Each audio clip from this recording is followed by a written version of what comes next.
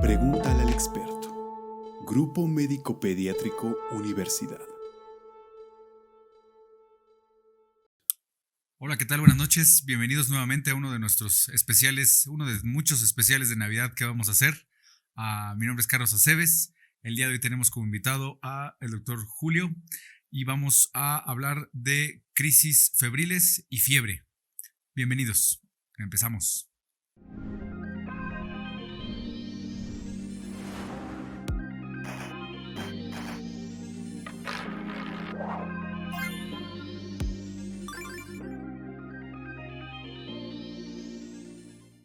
Bueno, pues bienvenidos nuevamente a uno de nuestros múltiples programas en vivo y que serán uno de los especiales de Navidad. El día de hoy nuevamente, mi nombre es Carlos Aceves, me toca ser presentador, siempre me toca ser presentador, como dicen, siempre la dama de honor, nunca la novia. Algún día vamos a hablar de infecto. Pero bienvenidos, el día de hoy vamos a hablar con el doctor Julio Ramírez, es neurólogo pediatra y pues como seguramente en su casa estarán enfermos como todos tienen fiebre, todos tienen moco, todos tienen tos, está muy de moda, entonces vamos a hablar un poquito de fiebre y de su repercusión en las crisis febriles y convulsiones. Doctor Julio, bienvenido. ¿Qué tal? ¿Cómo están todos ahí en su casita? Esperemos que todos estén con su tecito, ¿no? Porque la verdad es que esta, pues podríamos decir una epidemia, no sé si sea el término correcto, ya una epidemia por diferentes tipos de virus respiratorios, que en realidad es algo habitual, ¿no? En las épocas. Quizá estos 2-3 años de pandemia no se había notado, nos habíamos enfocado mucho al tema de coronavirus, pero la verdad es que es lo habitual, ¿no? Que los niños en la escuela pues se enfermen frecuentemente, y aquí viene el tema de la fiebre, ¿no? Pues la fiebre la verdad es que siempre es un signo, es un signo porque es algo que podemos medir, siempre genera mucha preocupación en los papás, ¿no? Y la verdad es que muchas de nuestras consultas de urgencias pues es en efecto la fiebre, ¿no? Pero pues ¿qué con la fiebre? O sea, ¿para qué sirve la fiebre? ¿Por qué nos crearon para hacer la fiebre? Empezando nada más para calentar un poquito los motores, recordemos que la fiebre en realidad no es per se una enfermedad, o sea, no estoy enfermo de fiebre, ¿no? El fiebre es una señal que nuestro cuerpo va a producir como dato de alarma y de respuesta ante un estímulo, decimos, infeccioso, que es lo más comúnmente lo causa, pero hay otras causas que me pueden causar fiebre, que no las comentaremos ahorita, pero lo más frecuente que vemos en la consulta pediátrica es fiebre, que es una respuesta de mi cuerpo ante una infección. Yo siempre pongo en la consulta y los papás se ríen de mí y dicen, esto es un ridículo, pero yo siempre pongo el ejemplo de que pues se me invaden, ya sabe uno como pediatra, me invade mi cuerpo, viene el invasor, viene Rusia, aquí a mi cuerpo, mi paísito Ucrania, entonces hay balacera, ¿no? Mi cuerpo se va a defender con balaceras y estas balaceras van a generar alarmas en todo el cuerpo que va a elevar una parte de la defensa del cuerpo, es elevar la temperatura. Entonces la temperatura normal andará entre 36 y medio grados centígrados y le elevará, y hablaremos de fiebre cuando tenemos ya temperaturas arriba de 38 grados centígrados. Antes mi abuelita, mi archienemiga, las mentadas abuelas, ¿no? Le da febrícula, le quiere dar, ¿no? El famosísimo le quiere dar. En realidad ya este tema es un poquito obsoleto, pero hablamos de la fiebre como una respuesta, como una alarma, y no necesariamente implica gravedad. Muy importante eso, ¿no? Porque claro, a veces sube muchísimo, ¿no? Tenemos, dependiendo de la edad, del grado de desarrollo, el tipo de respuesta inmunológica puede generar una fiebre elevada de 39.5, y eso no necesariamente implica que tenga una enfermedad grave, o sea que yo empiezo a decir, híjole, este paciente está muy, muy grave ya solo porque tiene 39.5, ¿no? Hay otros factores que hay que evaluar alrededor, pero bueno, en general la fiebre podríamos decir que es una alarma del cuerpo ante en este caso, infección. Sí, una respuesta natural. Digo, evidentemente el tema es el riesgo, ¿no? Que es que no me gusta no quiero dejarle subir la fiebre porque puede tener una convulsión. Y pues ese es el tema del día de hoy, ¿no? Las crisis convulsivas febriles. ¿Son padecimientos frecuentes? La verdad es que sí. Te puedo decir que ocupa un porcentaje importante en la consulta tanto de pediatría como de neurología pediátrica. Por definición, las crisis febriles son crisis convulsivas en niños de 6 meses a 6 años. Eso es muy importante, porque no puede haber un niño de 7-8 años con crisis febriles. A eso ya le tenemos que poner antes de eso epilepsia, porque ya se sale de la edad en la que esperaríamos que un niño tuviera crisis con fiebre. Algo también que es muy importante, tiene que ser en un niño sano previamente. Si fuera un niño con alguna condición, llámese autismo, parálisis cerebral, que a los 2 o 3 años tiene una crisis epiléptica, hay que considerar que ese paciente no tenga una crisis febril, que tenga o que sea el debut de epilepsia. Porque estos padecimientos sí tienen una predisposición natural a provocar crisis epilépticas y como muchas otras personas con epilepsia, la fiebre puede ser un detonante. Entonces, una cosa es crisis convulsiva febril y otra es crisis precipitada por fiebre. Son conceptos un poco diferentes. Perdón, entonces, si mi paciente, Rodriguito, que tiene 15 años, tiene fiebre, ahora le dio COVID, hace unos meses le dio COVID y le subió la temperatura a 39.5 y me habla su abuela diciendo, corro a urgencias a llevar a Rodriguito, de 15 años, ya tiene bigote Rodriguito. Ya paga impuestos. Ya exacto, ya deduce, ya factura en el SAT. Y tiene 39.5, completamente sano, previamente sano, nunca había tenido una enfermedad grave. Tiene 39.5 Rodriguito de 15 años.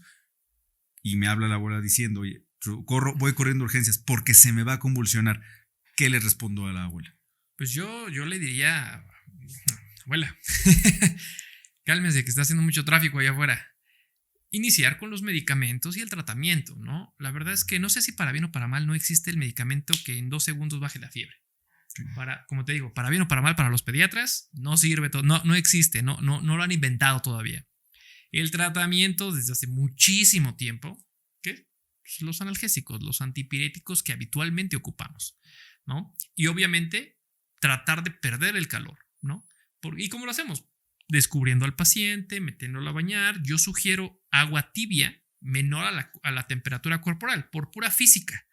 Por pura física va a perder calor, que ese es el objetivo del tratamiento, perder calor. Porque ¿qué sucede con la fiebre? Es como elevar el termostato, ¿no? ¿Y qué hace nuestro cuerpo?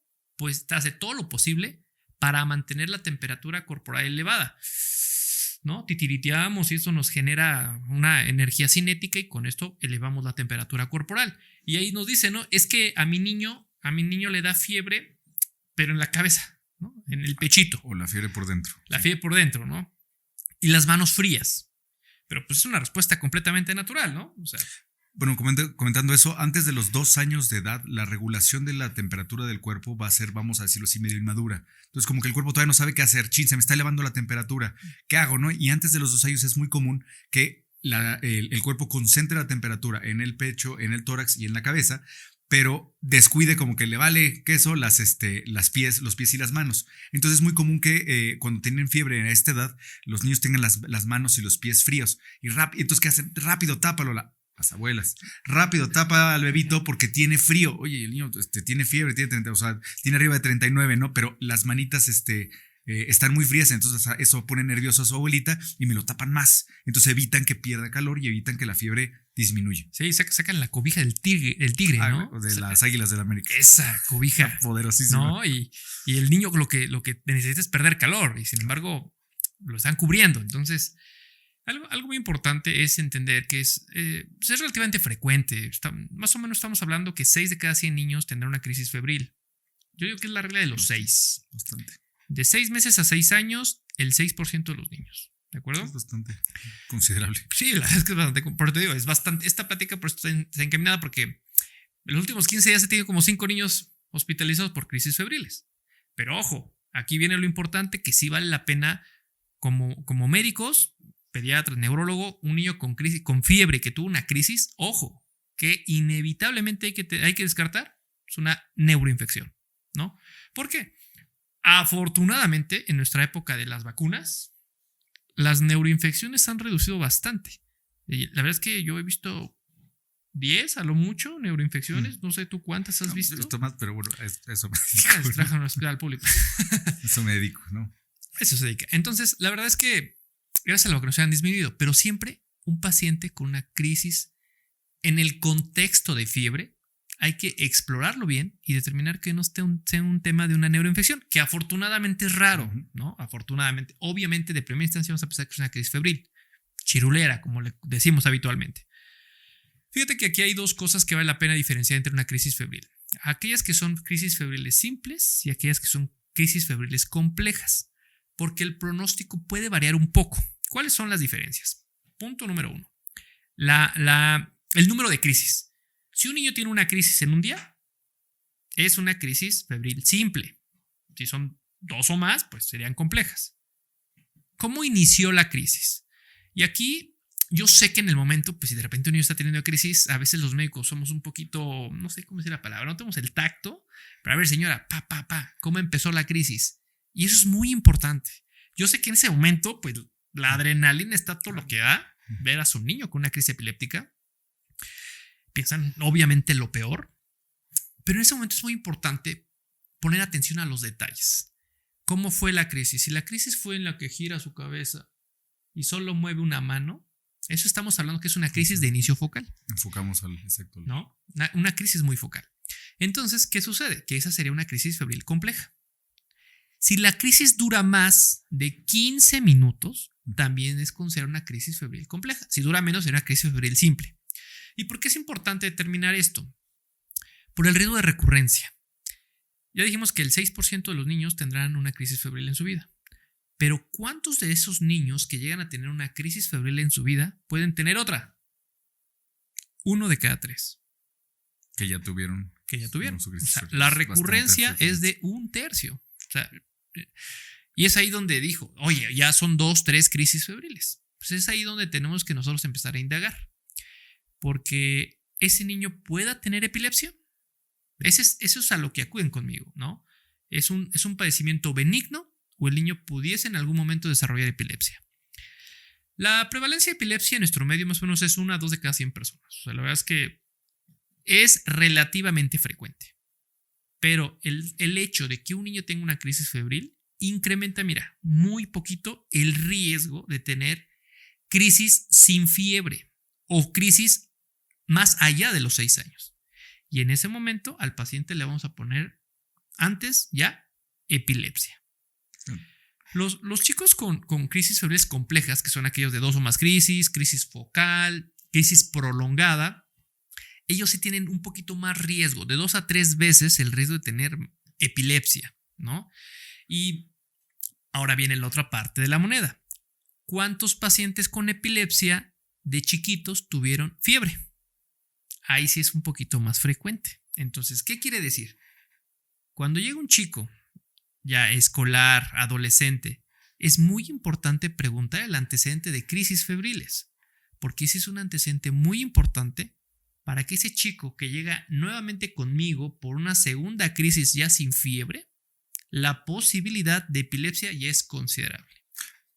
Entonces, digamos, si tengo yo un paciente, si mi hijo Rodriguito tiene de 6 meses, a 6 años, ¿qué riesgo habría que pensar o qué datos podría yo tener o ver para estar pensando que mi hijo pueda tener una crisis febril si nunca la ha tenido?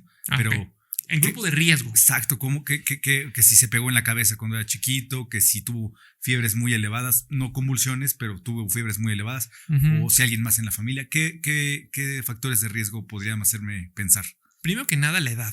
Obviamente, entre más chiquitos, el tiempo que puede un niño tener otra crisis va a ser mayor. Entonces, la edad de inicio de la crisis febril te va a hablar de un riesgo de recurrencia. Ahora, si alguien en la familia, oye, el papá, el tío, los primos, o sea, prácticamente... Los López convulsionan con fiebre. Ya se sabe que los López de la así casa son. 5 convulsionan con fiebre. Así que hagan su historia clínica. Cuando conozcan a su novio o novia, pregúntenle, oiga, alguien en la familia con crisis febriles, es un dato muy importante, y código postal es muy importante. Muy importantísimo. Entonces, obviamente también la parte genética influye.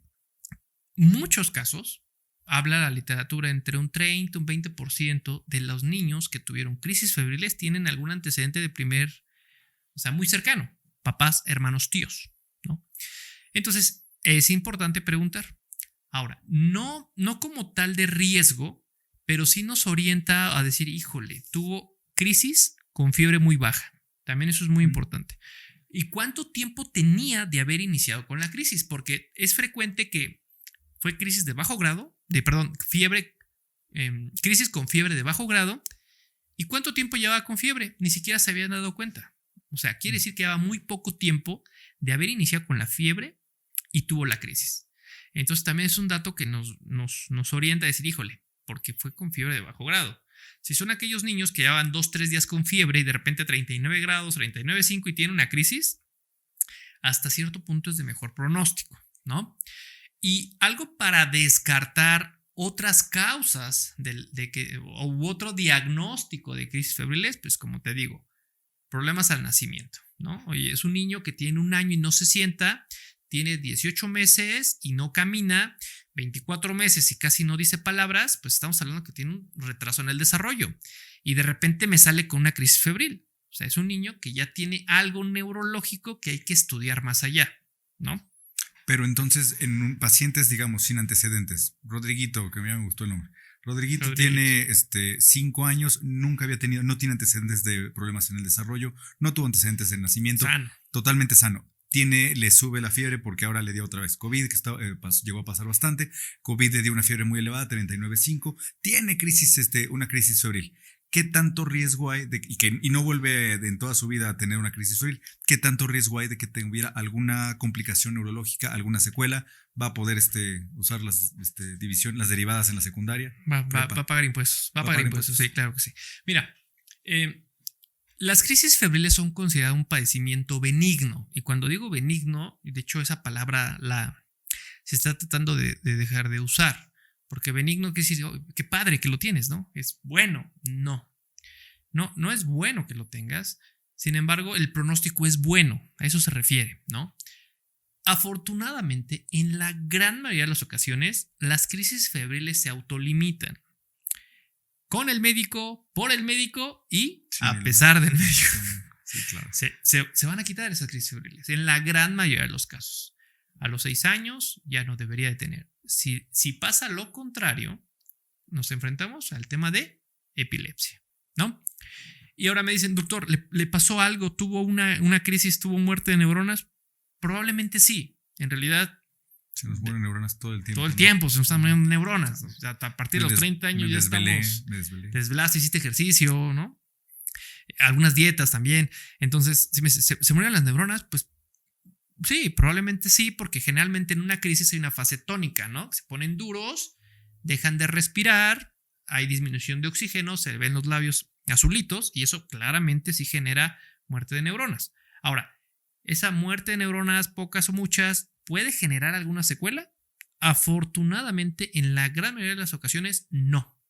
O sea, Rodriguito va a poder ser un ciudadano promedio que ya no le pides mucho.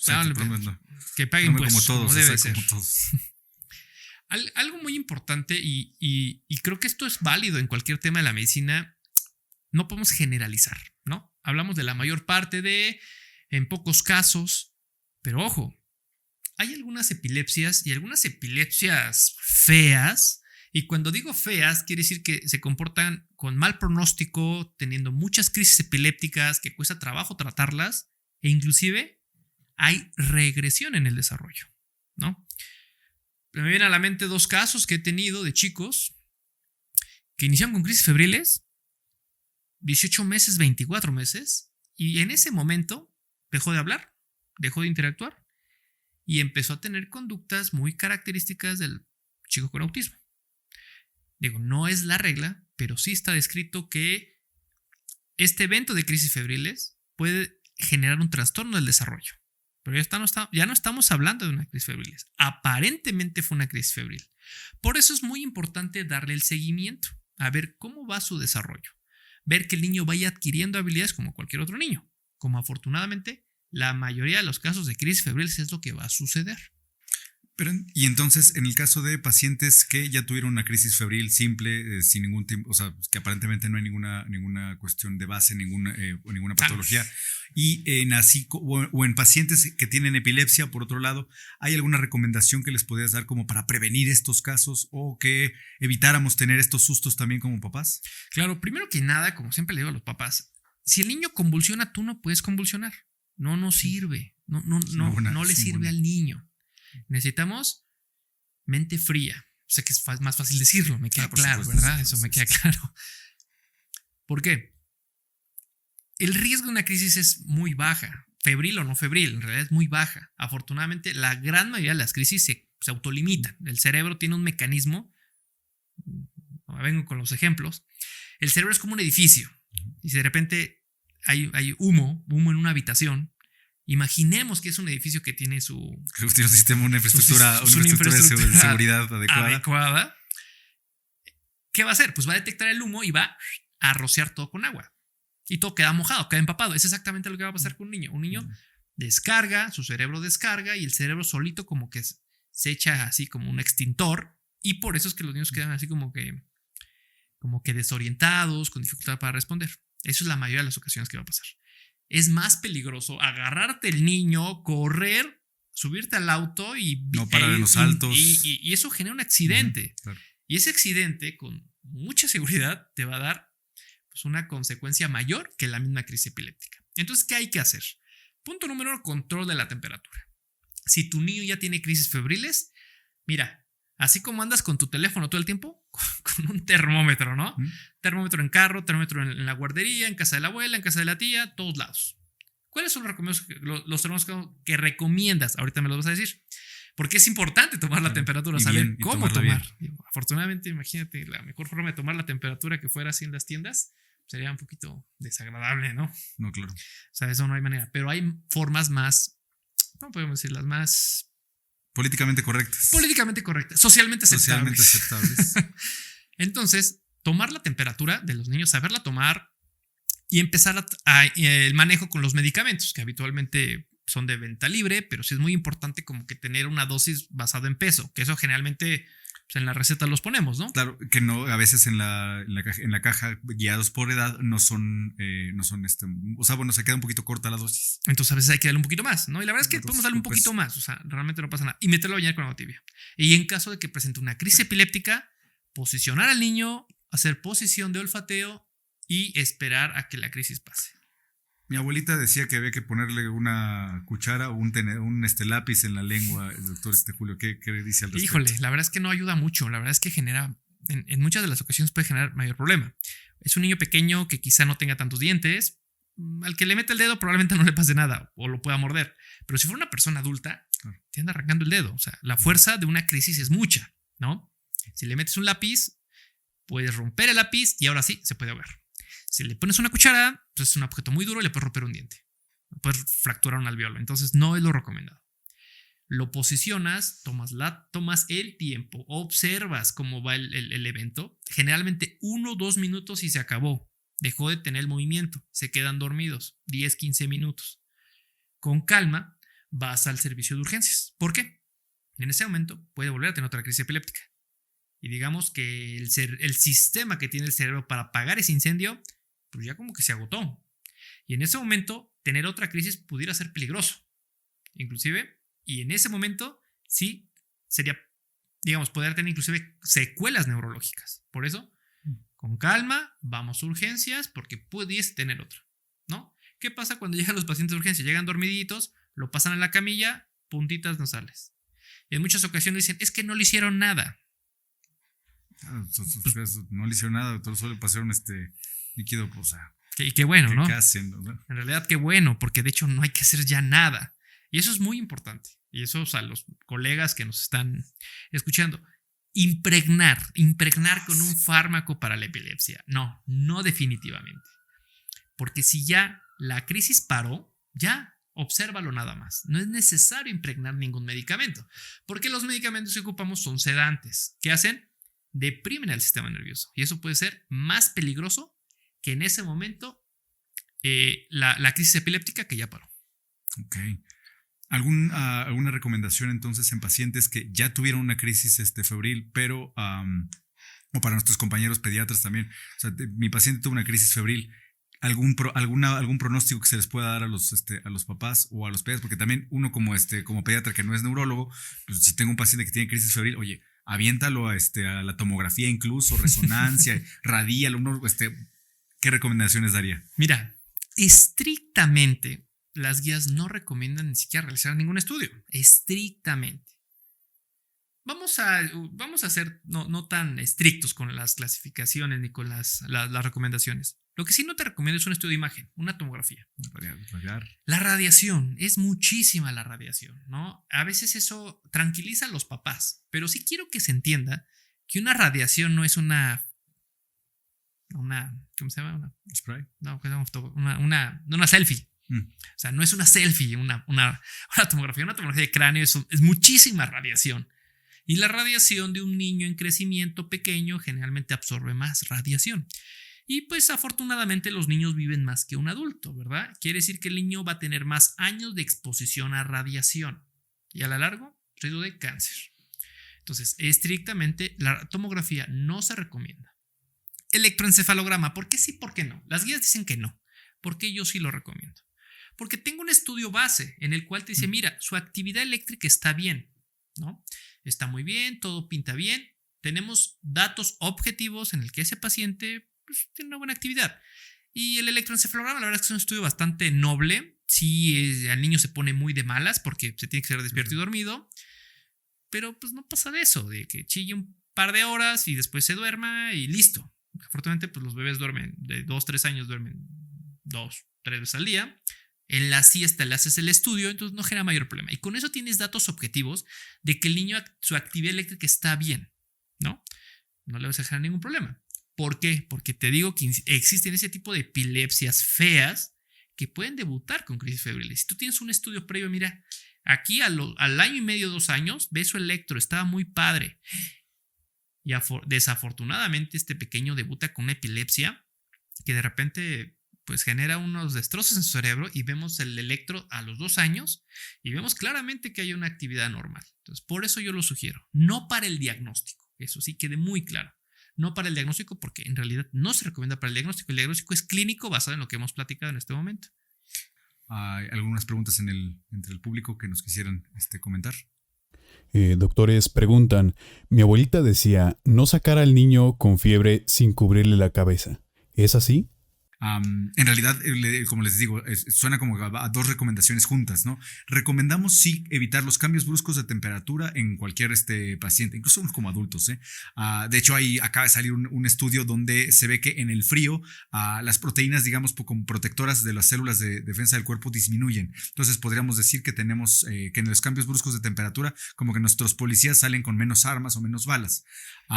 El cambio brusco de temperatura es en la cuestión respiratoria, en la zona respiratoria. Entonces, cubrir a un niño, sí, que lo tengo aquí, estamos en una reunión, lo voy a sacar al coche que hace frío. Si tapas al niño, le puedes poner una cobijita encima para que no le dé la ventisca, no le dé el flujo de temperatura directo en la cara, y ese cambio de temperatura puede generar, sí, un riesgo de infección. No así cubrirlos todos como esquimales, el niño está sudando por dentro y lo sacas afuera al frío, más cambio de temperatura, más drástico el cambio, pero la cara descubierta, ¿no? Entonces el niño tiene este cambio de la ventisca. Sin embargo, es en la cara, porque respiramos por la cara. Entonces, si mi hijo está aprendiendo a gatear y la abuelita lo ve, o a caminar, está dando sus primeros pasos y la abuelita, no, ponle zapatos, ¿no? Estos ortopédicos horribles de hace 1000 años, porque se va a enfermar. Pues el niño no respira por los pies. Entonces, es muy importante. Y sabemos tú, como parte del neurodesarrollo, importantísimo sí. Que el niño descalzo esté dando sus primeros pasos o gateando. Entonces, por un lado, eso es el cambio brusco de temperatura. Pero por otro lado, dice, es que no sacar al niño, perdón, la pregunta dice, sacar al niño con fiebre. Y cubrir la cabeza. Y cubrir la cabeza. No, pues en teoría, si tienes al niño con fiebre, no lo saques, ¿no? Controlar la temperatura, que ya dijimos. Y ya, si es el caso, ya de todo el caso de esta plática, ¿no? El niño tuvo una crisis de frío, lo vas a llevar a urgencias, lo vas a llevar a revisar. Cúbrelo como decimos, la vía respiratoria, o sea, no lo sobrecalientes. Si tu niño está dentro de una casa, si está dentro y está sudando porque es que lo estás tapando de más. Si uno como adulto no está sudando y el niño está sudando, es porque lo estás tapando de más. Y sacarlo a una temperatura incluso templada va a generar un cambio brusco de temperatura. Sí, ya sabes que las mamás cuando si la mamá tiene frío, el niño tiene frío, aunque no lo tenga. Ley. Y aclarar también que si el niño tiene las manitas frías, el niño está a una temperatura corporal de su tórax, de su cabeza, templado, normal, pero tiene sus manitas frías y tiene menos de 2 años y el niño lo ves tranquilo, no está irritable porque tenga frío o calor, pues el niño está bien, déjalo en paz. ¿Cuál es la edad más frecuente para las crisis febriles o cualquier edad puede presentarse? Dice, ¿cuál es la edad más frecuente para presentar crisis febriles? Bueno, porque... Mira, el pico es entre los 18 y 24 meses. Por eso te decía, ¿no? Si es un niño que a los 6 meses ya tiene una crisis febril, híjole, todavía le quedan muchos meses por tener crisis febriles, ¿no? Entonces el pico máximo, así de libro, de 18 a 24 meses. Y como he dicho también preguntaron que hasta cuándo se puede tener, por definición hasta los 6 años. Es decir, el niño cumpliendo 6 años, ese día en su cumpleaños, tiene una crisis febril, por definición, ya no sería una crisis febril, ya sería epilepsia de crisis febril, les digo, siendo muy, muy categóricos en la clasificación, ¿no? Hay algunos colegios que inclusive consideran desde los 3 meses de edad, ¿no? Desde los 3 meses, otros de los 6 meses, bueno, es un poquito de criterio. La verdad es que nunca me he encontrado con esta disyuntiva porque ha sido raro el niño que en realidad tenga una crisis febril menor de los 6 meses. Okay. ¿Alguna otra pregunta? Doctor, en los niños después de una crisis epiléptica por fiebre, ¿hay posibilidad de que adquieran habilidades que antes no tenían?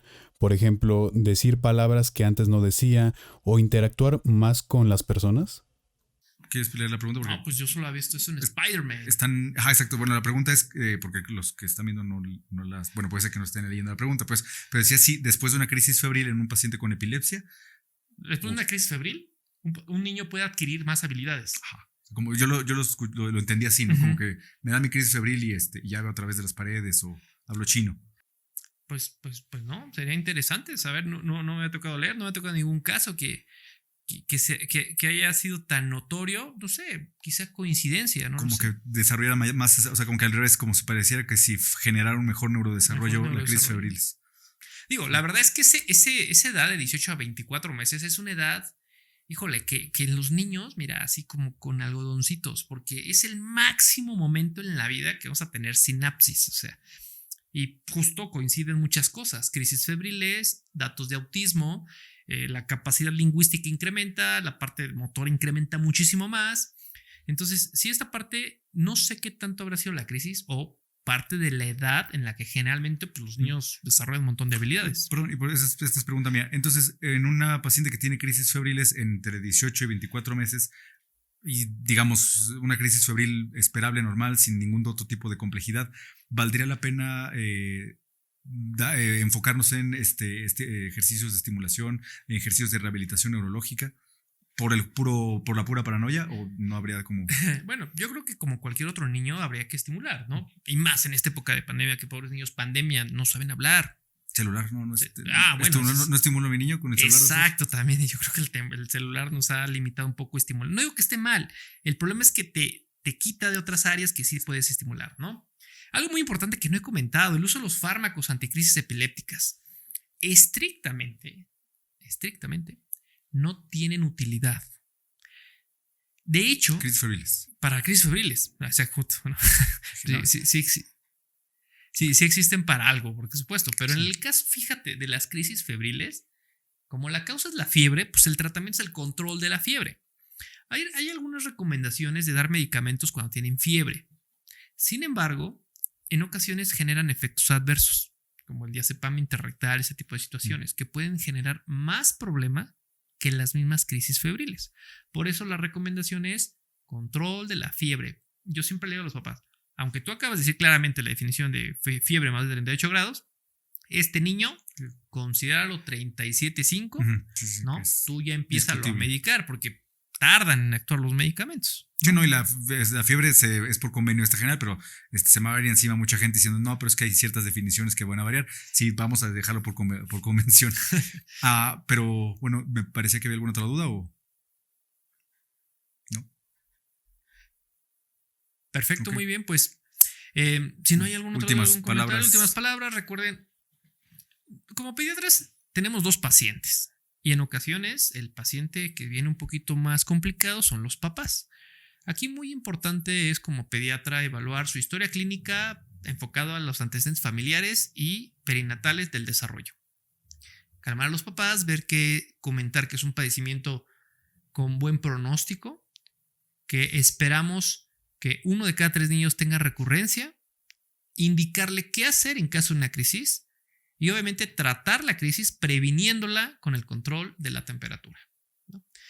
Y porque la mayoría de las veces cuando llega el niño a urgencias, pues el niño está bla, y el papá está pálido y con... está a punto de convulsionar. Infarto cerebral y agudo al miocardio, ¿no? Sí, claro, es muy estresante. Y no es para menos, la verdad.